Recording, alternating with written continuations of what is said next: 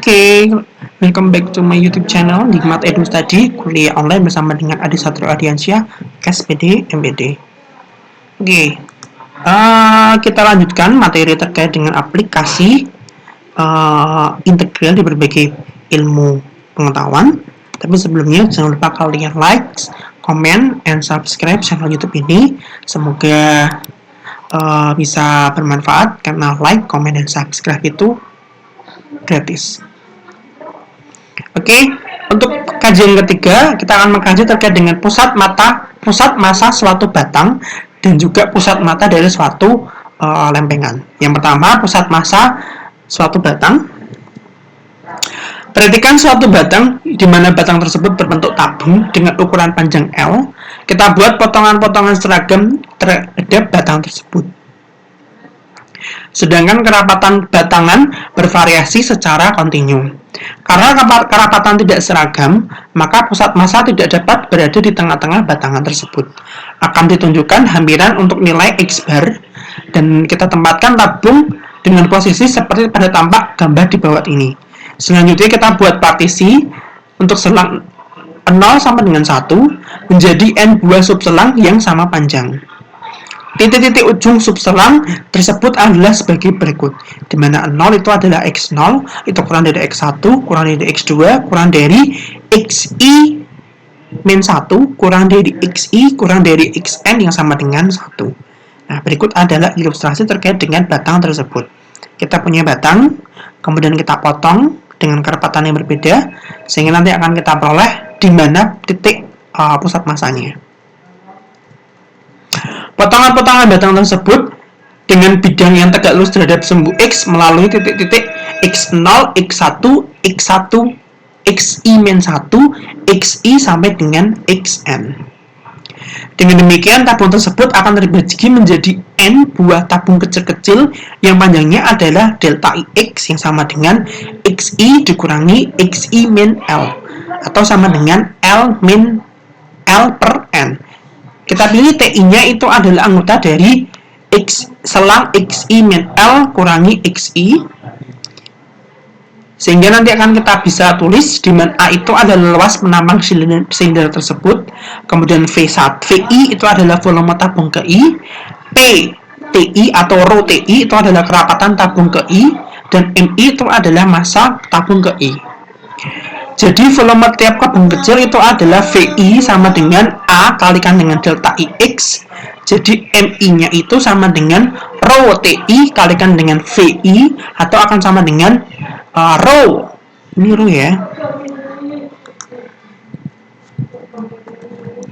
Rho TI dikalikan dengan A kalikan dengan delta IX. Sehingga akan kita peroleh sigma TI min X bar dikalikan dengan MI untuk I sama dengan L sampai dengan N itu sama dengan sigma TI min X bar dikalikan dengan rho TI kalikan dengan A kalikan dengan delta IX untuk I sama dengan L sampai dengan N.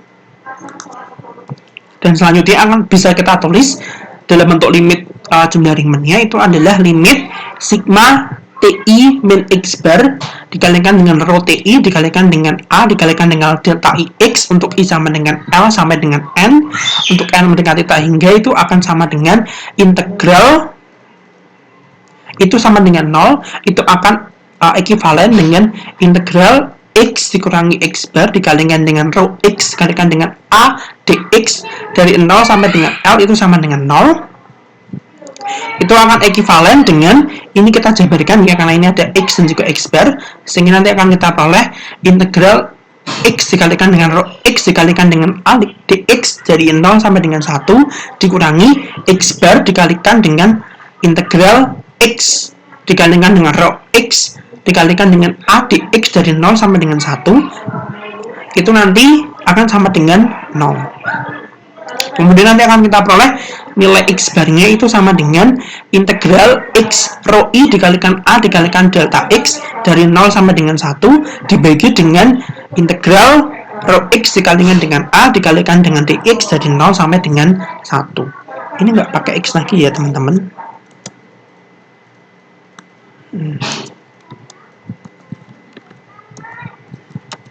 Seperti ini. Oke, Oke, untuk lebih memahaminya kita lihat kasus berikut. Di contoh 8.4, tentukan persamaan pusat massa batang dengan ukuran panjang L dan kerapatan konstan yaitu ρ dan penampang AX merupakan fungsi kontinu pada selang tertutup AB. Catatan pada contoh ini perlu diperhatikan bahwa kerapatan ρ itu diasumsikan konstan dan luas penampang A diasumsikan bervariasi. Ini adalah ilustrasinya. Penyelesaian adalah sebagai berikut. Hampiran massa ke I adalah sebagai berikut, di mana MI itu adalah ρ dikalikan dengan A TI itu akan mendekati mendekati dengan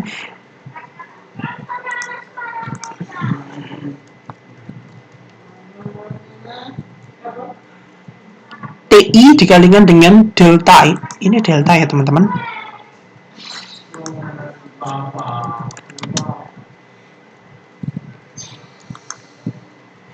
Itu akan mendekati TI dikalikan dengan delta IX itu sama dengan ρ dikalikan dengan ATI dikalikan dengan delta X. Sehingga nanti akan kita peroleh nilainya X barnya itu sama dengan integral X AX dx dari 0 sampai dengan L itu dibagi dengan integral AX dx dari 0 sampai dengan L.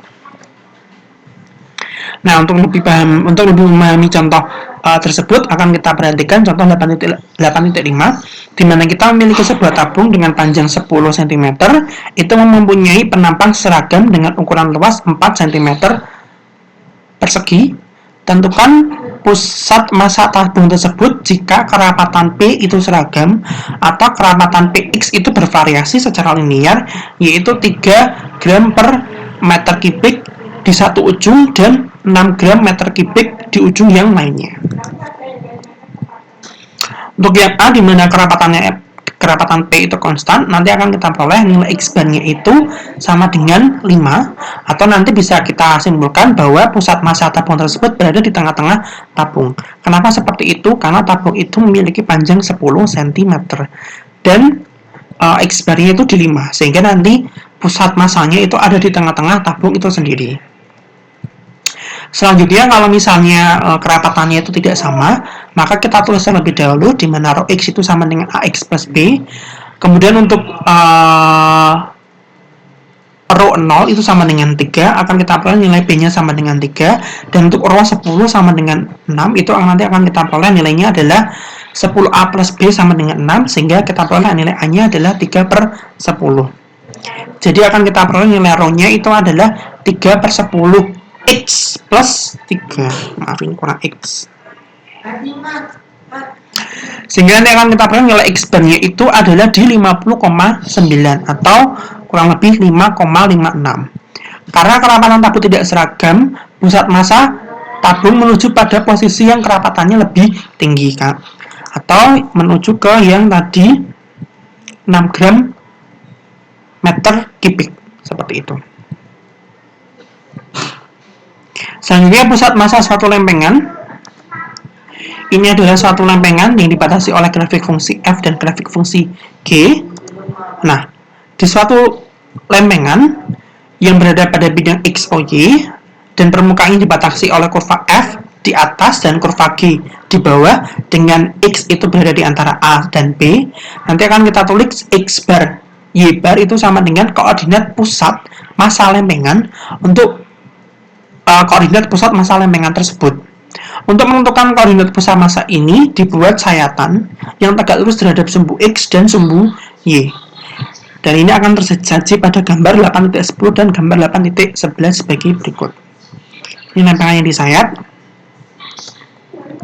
Dengan mudah dapat ditentukan bahwa luas penampang sayatan tegak lurus terhadap sumbu X adalah sebagai berikut, di mana AX itu adalah C dikalikan dengan Fx dikurangi dengan Gx, sehingga nanti akan kita peroleh nilai X bar-nya itu adalah integral X kalikan dengan Fx Gx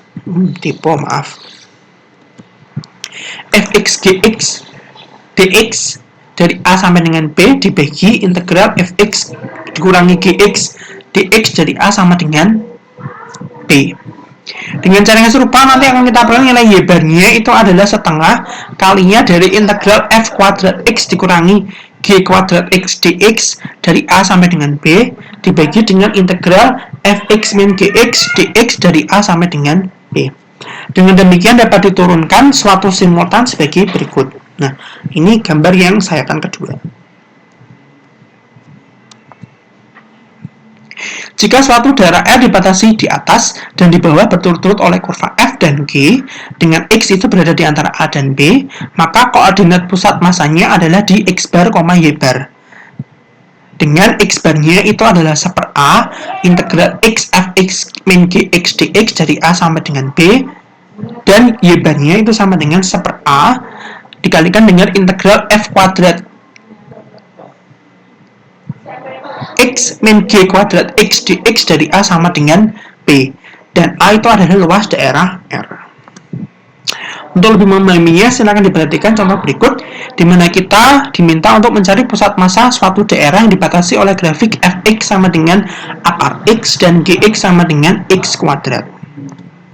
Ini adalah interpretasi geometrinya, atau ini adalah gambar terkait dengan lempengan yang disayat dari Fx dan juga Gx. Tadi Fx-nya itu adalah akar X dan Gx-nya itu adalah X kuadrat.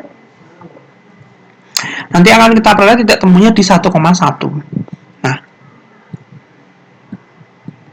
jelas F dan G berpotongan di titik 1,1 seperti yang saya sampaikan tadi.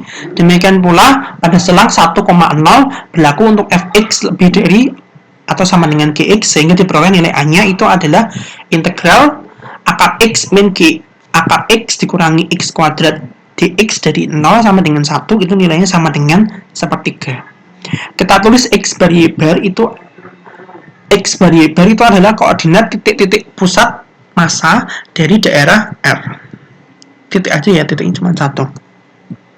Sehingga nanti akan kita peroleh nilai X barnya itu adalah 1/1/3 atau 3 dikalikan dengan integral X kali akar X min X kuadrat dx dari 0 sama dengan 1, nilainya sama dengan 9/20. Kemudian untuk nilai Y barnya itu adalah 3/2 atau setengah dari 1/R, itu sama dengan 3/2 dikalikan dengan integral akar X kuadrat dikurangi X kuadrat dikuadratkan dx dari 0 sama dengan 1, itu sama dengan 3/2, itu sama dengan 9/20.